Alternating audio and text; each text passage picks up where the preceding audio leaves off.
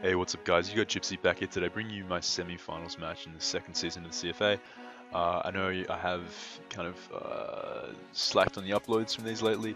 I do apologize. I've had a lot going on in the MPL and in other things, but I have been playing my CFA matches, and my week 7 match hasn't gone up yet.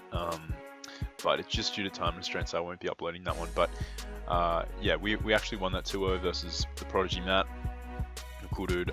There was a fair bit of hacks in the match. Unfortunately, we weren't able to, that really did affect our differential. We would have come up with at least a 3-0, but we secured the 2-0, so that's fine. And we move on to the semis now. So that match was like we made semis. We were top of the league regardless of losing that match. But obviously, I wanted to keep the win streak alive. So yeah, we did catch the win there, and now we're up against Jake and his Dallas Staryus.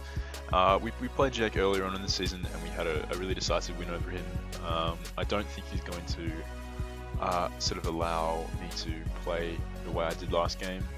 Last game I really utilized the Aromatisse well.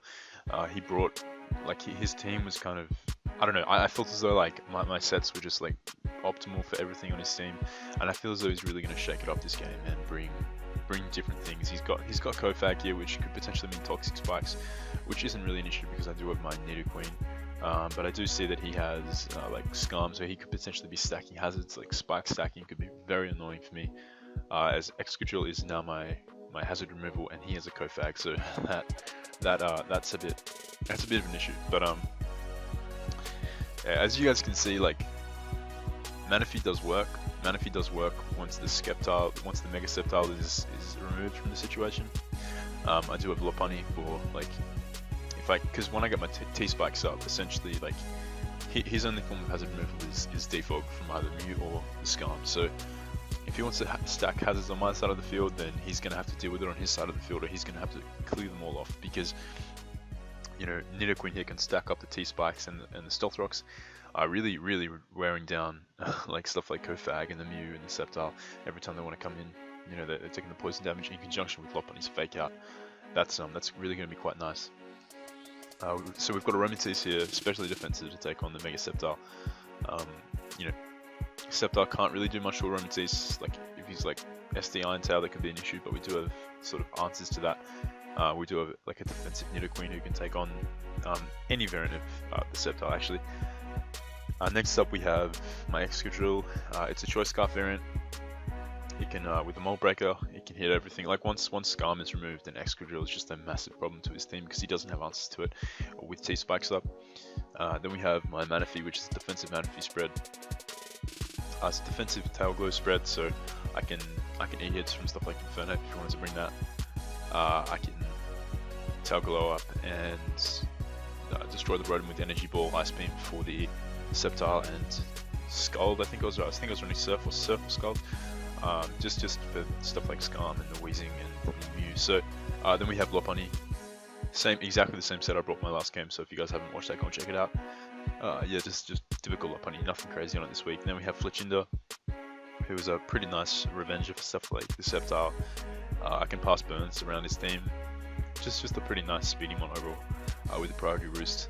And then as I said, we have the defensive Nidoqueen with the ability to stack hazards, and I've got T-Bot for stuff like Scum, which is going to come in clutch because Scum, although I'm not invested, Sheer Force T-Bot still does quite a lot, even if he is specially defensive, which he probably will be, to take on my Aromatisse if in case I'm a Carmine variant.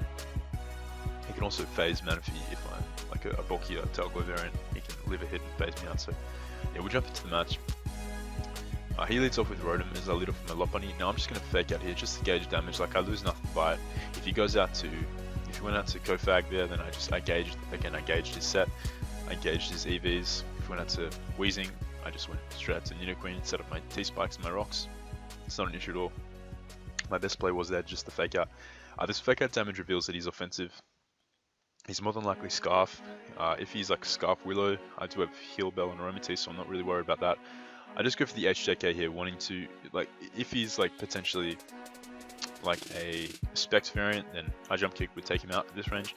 And the best he can really do is either Willow me, which is fine because I've got Heal Bell as I said, or he's going to Volt out into something like Wheezing or Scum or Kofag, and getting an H-Deck out is pretty free at this point. Even if he goes into Wheezing, which resists, I can gauge the damage. If he goes into Mew, I can gauge the damage to determine if he's defensive set or whatnot.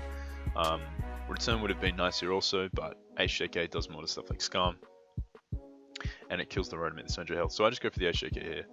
As he vaults out this turn outspeeding, confirming that he is actually a choice Scarf Rotom. So that's pretty nice to know. I missed the HJK, and this is really costly, as you guys are gonna see. Even if Lopunny had like 15%, I would be able to come in once more if you set up a layer of spikes. The fact that I had like 61% meant that I had multiple switch-ins. If Skarmory were to set up spikes, I had multiple times Lopunny could come in and do something. But the fact that I missed HJK means that, yeah, I die upon entry to spikes. So that is just really, really unfortunate. So that's alright though. We're going to switch out, go into our Nidoqueen. And he goes for the Sludge Bomb there, perhaps predicting the Manaphy to want to come in or something, trying to grab the poison on it. Obviously would have killed Lop at range too. And I'm just going to set up T-Spikes and start firing off hits on this Scum. He sets up Spikes, which is a very smart plan, but he knows that Excadrill can't really spin on his team freely, as he does have Kofag, which even if it is offensive can still like tank EQs from Excadrill due to its natural bulk. But I've got the T-Spike up, which is crucial. If he's defogged Mew, then he's going to be poisoned. If he wants to go into Kofag to block my spin, he's going to get poisoned. If he wants to go into Sceptile to put some offensive pressure on my team, he's going to get poisoned. It's nice. I'm going to set up another layer of T-Spikes, just in case that is like a bulky Kofag, like a defensive set Toxic is far better than Poison, and vice versa on the Mew. So that is very nice. I'm going to set up my rocks now. So yeah, he's definitely going to be pressured by these hazards as they are up now. As I can just go into my Fletchinder, and Fletchinder, he goes for the knockoff here. Now knockoff was a cool play. You know, I guess he's like, judging by that damage, like he's quite an offensive Mew, or he's got a lot of attack investment. As his Zen Headbutt does 59%. Now I Willow here, predicting him to go into Rotom. If I was like an SD variant, I could SD wrist up, all that good stuff, up on this Mew, but he just goes for the Zen, just trying to get damage on my Fletchinder, which is an understandable play.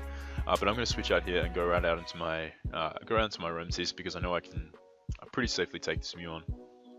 He goes for the knock there and removes my lefty, so yeah, Mew's definitely a bit of a problem, but I do have Wish and Protect on this guy, and he's getting whittled down by hazards, so by the poison damage. That's pretty nice for us. I'm gonna go out to my Manaphy. He actually phases me here with a Whirlwind, and now I'm gonna set up a Wish, because if I can pass this Wish to Fletchinder, then I really get it back. And if he's just gonna spam, if he's just happy to spam Whirlwinds, then I will eventually get the Wish off to my Fletchinder. If I get lucky enough with the Whirlwinds. He sets up another layer of spikes here as I get my health back. Now I go for the Willow here because he should go out to his Rotom, but he doesn't. He decides to go out to his Mew, who I suppose at this point is pretty expendable because it is toxic poisoned. And as Jack revealed to me after the match, this Mew is actually a bulk up set. So the fact that he's bulk up, like the fact that he's poisoned, means that it's far less useful. He said he got like inspiration from my NPL match against Jolt with bulk up Mew, so that's pretty cool. And now I just set up an SD just in case he wanted to switch out, or even if he wanted to attack me there or wrist up, then I would have had an SD up and I could have at least pressured him a little bit more offensively. Like this is Mew's so bulky, like my +2 aerial ace is not going to do much at all. As you guys are going to see, it only does 31%, but it does put him in range to go down to poison. The reason I am running, obviously, Aerial Ace over Acrobatics is that I didn't plan on losing my Eviolite to something like Knockoff. Like, he doesn't have too many obvious knockoff users on his team, so the fact that I had Eviolite on Fletchinder is pretty nice. Eviolite is pretty bad on Fletchinder because you do want that boosted Acrobatics power.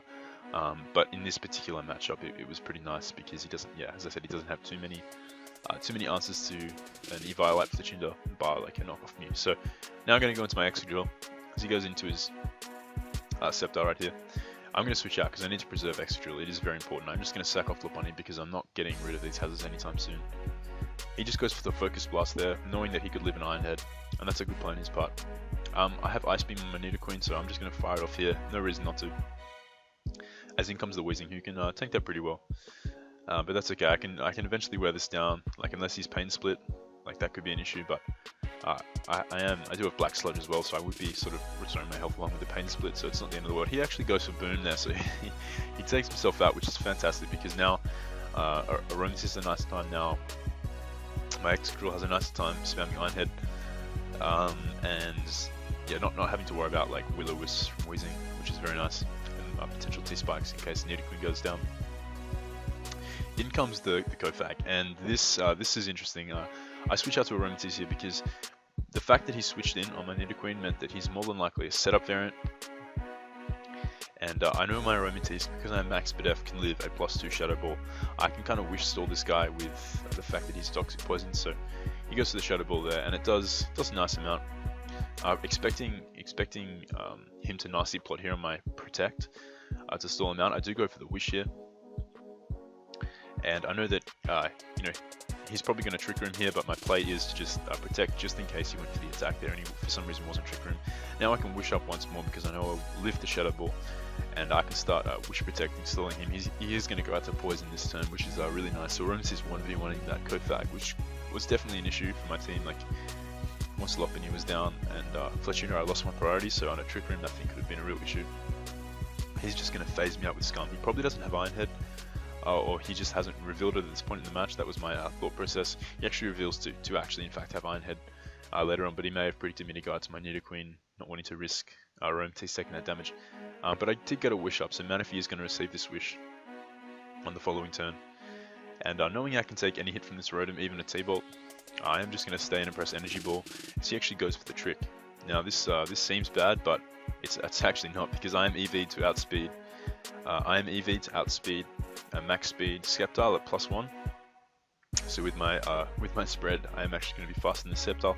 So I do have the Ice Beam, and I'm going to switch out just so I can get that off versus the Sceptile, in case he expects to outspeed me and stay in, which you guys are going to see that's actually what happens. So he takes out my Aromatisse and he's getting whittled by the Poison. He's already in range to die from an Iron Head from Excadrill, but I just go for the Ice Beam and take him out. I guess he felt as though that like my Manaphy wouldn't be able to outspeed the Sceptile because I'd run bulky Manaphy against him in the past, but yeah, that speed EV really came through there. As in comes the Scum. I got no reason to stay in here when I could just go out to my Excadrill and spin. But he Whirlwinds here, he makes a good play in Whirlwinds. So in comes Nidoqueen, and I can start throwing off T-Bolts. Like if this thing wants to roost up, you know, I am getting Black Sludge recovery back. He fires off an Iron Head. He's more than likely going to roost up here. But T-Bolt is my play, because I am faster than the Scum, so like, he can roost up all he wants, and that's actually what he does. He tries to roost up. He tries to roost up for a while, just trying to get the health back, but I am actually restoring my health back with the Black Sludge, so it's, yeah, I'm more than willing to play this long game with Jake, and, you know, he's just getting chipped with the Iron Head, which is fine. I'm wearing down his roosts, and eventually Manaphy is going to come in and just spam Surf and take out the Scum. Like, he can use up all his roosts if he wants, that's fine. I can obviously spin the hazards away with Excadrill, which makes Nidoqueen and Manaphy have an easier time taking him down, but yeah, that's going to basically be the match. I'm just going to skip the turns now because it does go on for a bit. He Whirlwinds me onto Excadrill, and I'm just going to spin away the hazards because, you know, now my other mons don't take the entry damage upon coming in. His roosts are getting really worn down as he phases me out once more. I go into my Manaphy, start spamming Surf. It's not doing much because this is especially defensive Skarmory, but it is putting him, you know, in range to where he has to roost up, or he risks getting killed by Nidoqueen. So this is what happens. I'm going to continue this for a bit more, and I'm getting a lot of health back from Black Sludge, and I do eventually crit him right there. I get a 48% on the T-Bot, which is just above like the rolls I was getting earlier. And eventually, I think at that point in the match, he was at like 6 roosts left, so it was only a matter of time before he ran out of roosts, and Iron Head would have not been able to kill Nidoqueen. Definitely not Manaphy. So, yeah, there we have the match against Jake. Fun 3-0 there. And now we are on to the finals, up against Juiced. So that is definitely going to be a fun one. Juiced has the counter team to this draft, this godly draft that I've drafted, but hopefully, you know, we'll be able to come out with a W. And yeah, again, great game, Jake. He played really well.